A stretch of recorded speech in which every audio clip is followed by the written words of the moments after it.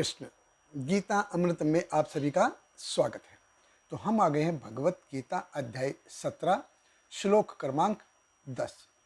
पिछले दो श्लोकों में हमने देखा कि भगवान ने बताया कि किस प्रकार के जो अन्न हैं वो सात्विक और राजसी प्रवृत्ति को बढ़ाते हैं। तो ऐसे लोगों को किस प्रकार के अन्न पसंद है, किस प्रकार का आहार पसंद है। इस श्लोक में भगवान हमको तामसी आहार के बारे में बताएंगे।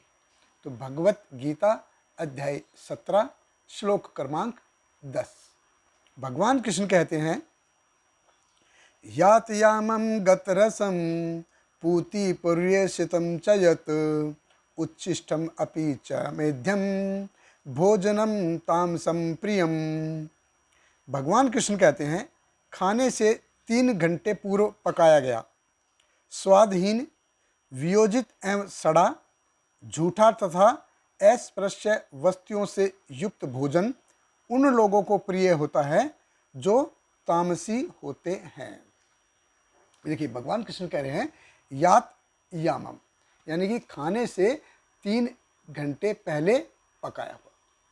हम क्या है, हम जब जो भी हम पकाते हैं उसको हमको तुरंत ले लेना चाहिए।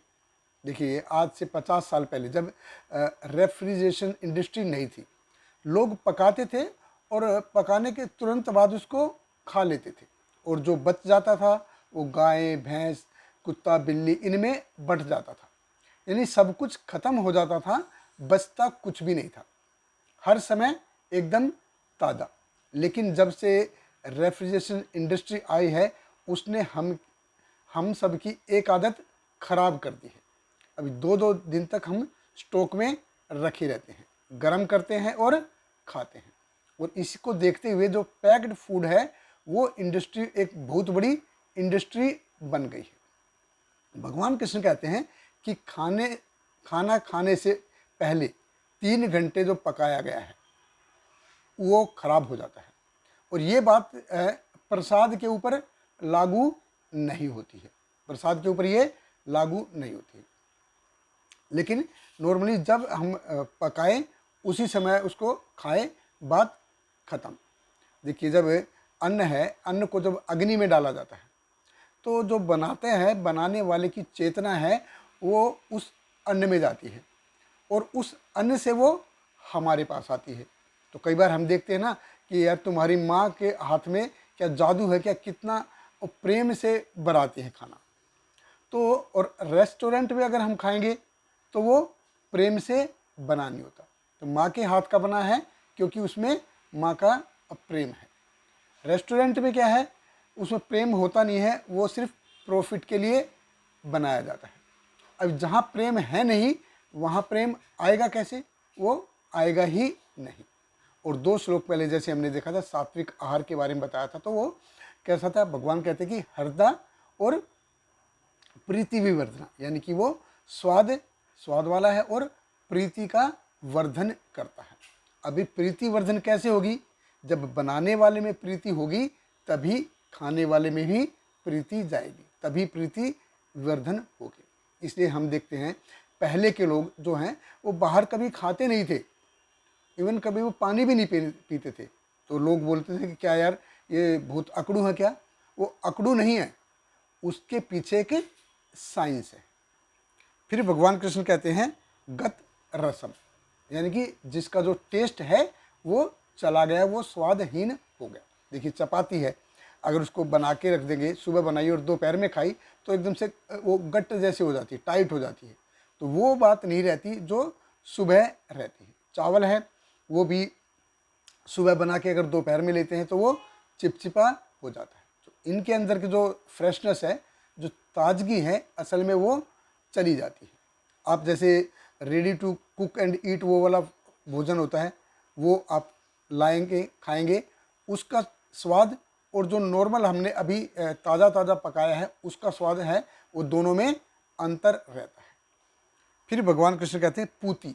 पूती यानी कि जो सड़ गया है, जिसमें से स्मेल आ रही है, बांस आ रही है। देखिए हमारे लिए जो है खाने के कई मायने हैं। हम क्या है, जो अच्छा दिख रहा ना, बस टेस्ट है उसका अच्छा, उसको हम खा लेते हैं। चाहे वो ख़राब भी हो गया है। और आपने देखा होगा जैसे जानवर हैं, कुत्ता, बिल्ली, गाय हैं, ये खाएंगे तो खाने से पहले ये उसको सूंघते हैं, तो उनको भी पता है कि उसमें से स्मेल आ रही है, इसलिए वो उसको खाते नहीं। हम कैसे हो गए हैं, जो जानवर जिसको रिजेक्ट कर देते हैं हम उसको खा लेते हैं। तो ऐसी मतलब हम जानवर से भी बदतर हम ऐसे हो गए हैं। फिर भगवान कृष्ण कहते हैं पर्युषितम, यानी कि जो बिगड़ गया है, विघटित हो गया है, खराब हो गया खाना, वो है। उच्छिष्टम, उच्छिष्टम यानी कि किसी के झूठा जो भोजन है वो तामसी भोजन हो जाता है। फिर भगवान कृष्ण कहते हैं अमेध्यम, अमेध्यम यानी कि जो किसी दूसरे जीव की जान लेके बना हुआ है। अभी आप बोलेंगे कि गाजर, मूली, आलू, इसमें भी तो जान है।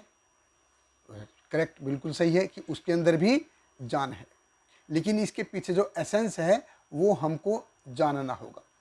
जीवो जीवस्य भोजनम, यानी कि एक जीव है वो दूसरे जीव का भोजन है।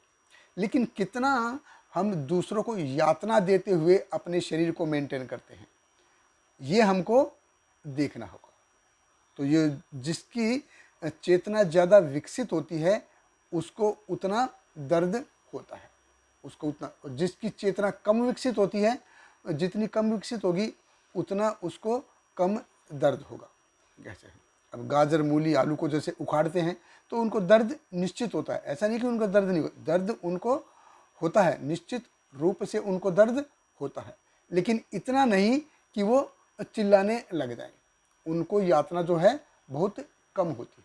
हम जैसे पशु पक्षी को मारते हैं, ये और ये साइंटिफिक भी प्रूव हो गया है कि उनके अंदर क्या है, नर्वस सिस्टम होता है, जो पेन के जो सिग्नल हैं, दर्द के जो सिग्नल हैं, उनको एक जगह से दूसरी जगह ट्रांसफॉर्म करते हैं, उनके दिमाग तक लेके जाते हैं। अभी पेड़ पौधों में भी नर्वस सिस्टम है, लेकिन एक सेंट्रल नर्वस सिस्टम नहीं है जो उनको इस जो सिग्नल को ऐसे एक जगह से दूसरी जगह लेके जाए, जिससे कि वो चीखे चिल्लाए। वो चीखते चिल्लाते नहीं है। तो मिनिमम डैमेज करते हुए, कम से कम दूसरों को कष्ट पहुंचाते हुए अगर हम अपने शरीर को मेंटेन कर रहे हैं, अपने शरीर को हमको मेंटेन करना चाहिए, दूसरों को कम से कम दर्द देते हुए। अभी 2 इंच की जीभ के लिए अगर हम किसी जीव को मारते हैं तो ये अमेध्यम हो जाता है, और जो कि तामसी हो जाता है। बहुत बहुत धन्यवाद। हरे कृष्ण। श्रील प्रभुपाद की जय। Hare Krishna, Krishna Krishna, Hare Hare, Hare Rama, Rama Rama, Hare Hare.